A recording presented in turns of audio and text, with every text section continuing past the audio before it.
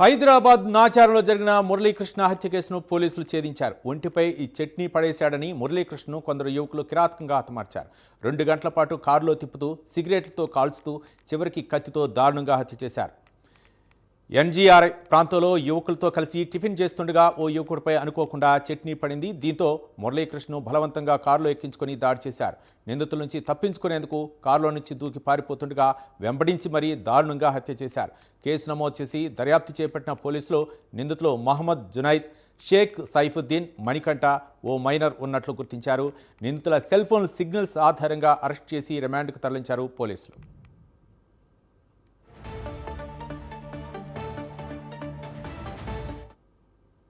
హైదరాబాద్ నాచారానికి సంబంధించి ఒక murder case అయితే మాత్రం పోలీసులు ఛేదించారు. దీనికి సంబంధించి మరింత సమాచారం మా కరెస్పాండెంట్ కుమార్ అందిస్తారు. కుమార్. Thank you Ravi. హైదరాబాద్ నాచారం ప్రాంతంలోని దారుణం చోటు చేసుకుందనే చెప్పచ్చు. చట్నీ మీద పడిందని 3 యువకులు అలాగే మరొక బాలుడు మొత్తం 4 కలిపి ఒక వ్యక్తిని అతి కిరాతకంగా అయితే వాళ్ళైతే చంపవేయడం జరిగింది. నిన్న అర్ధరాత్రి ఏదైతే ఎల్బీ నగర్ ప్రాంతంలోని మురళీకృష్ణ అనే వ్యక్తి ఏదైతే అక్కడ వేచి ఉన్న సమయంలోని అర్ధరాత్రి 2 గంటల సమయంలోని ఏదైతే మొహమ్మద్ జునైద్, అలాగే షేక్ సైఫుద్దీన్, అలాగే మణికంఠ, అలాగే మరొక మైనర్ బాలుడు వీళ్ళ 4 కూడా ఏదైతే కారులో ఏదైతే తిరుగుతున్న సమయంలోని ఎల్బీ నగర్ ప్రాంతంలోని మురళీకృష్ణ అనే వ్యక్తి వీళ్ళని కారులో లిఫ్ట్ అయితే అడిగాడు. ఈ లిఫ్ట్ ఇవ్వడంతో కూడా వాళ్ళందరూ కూడా కారులో నుంచి వెళ్తున్న సమయంలోని ఎన్జీఆర్ఐ దగ్గర ఏదైతే టిఫిన్ చేయడానికి అయితే వాళ్ళైతే వాగారు. ముఖ్యంగా వాళ్ళు అక్కడ టిఫిన్ చేస్తున్న సమయంలోని మురళీకృష్ణ తింటున్న సమయంలోని కొద్దిగా చట్నీ ఏదైతే పక్కనున్న యువకుడిపై అయితే పడింది. వెంటనే ఏదైతే కోపం తెచ్చుకున్న ఆ యువకులు మురళీకృష్ణని బలవంతంగా కారులో ఎక్కించుకుని 2 గంటల పాటు సిటీలోనే తిప్పుతూ అతనికి నరకం అయితే చూపించారు.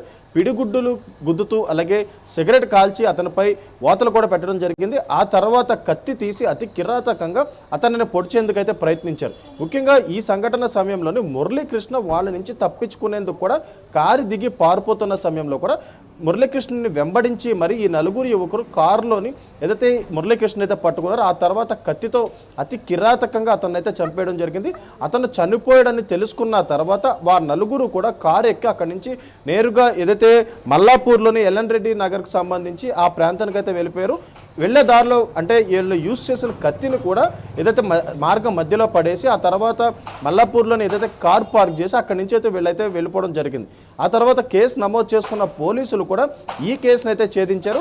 ముఖ్యంగా సెల్ ఫోన్ సిగ్నల్ ఆధారంగా ఆ యువకులను కూడా ప్రస్తుతం పోలీసులు అయితే పట్టుకున్నారు. ఇవి 3 యువకులతో పాటు ఆ మైనర్ బాలును కూడా పోలీసులు అయితే అదుపులోకి అయితే తీసుకున్నారు. ప్రస్తుతం వీళ్ళందరినీ కూడా రిమాండ్కి అయితే పంపించారు.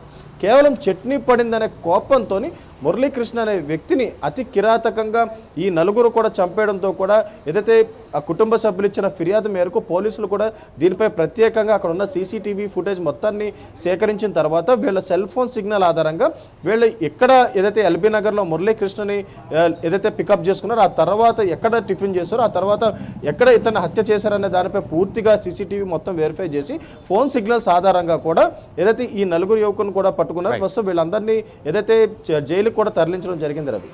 Right, thank you Kumar.